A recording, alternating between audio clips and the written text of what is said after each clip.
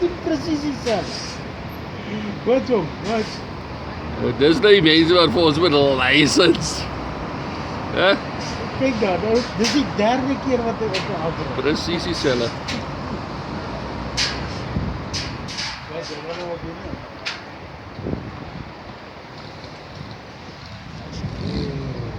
En nou die een wat daar buite moet staan en direk. Kyk, dan ry hy presies. Presies, ja, die wiele draai nie aan die ander kant toe nie.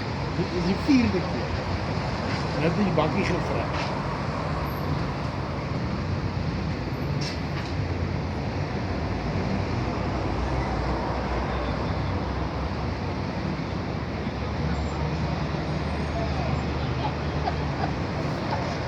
Dat ons maar weer probeer.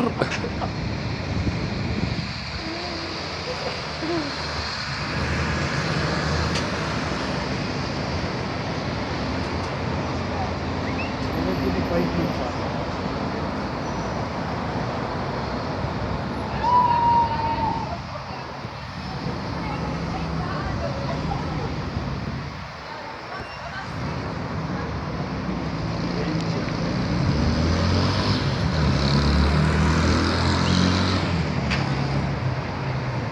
Julle kon daarop regkom hè.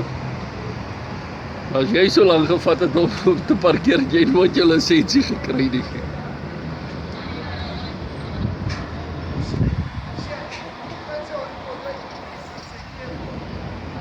Ons kyk nou as die knaap uitklim.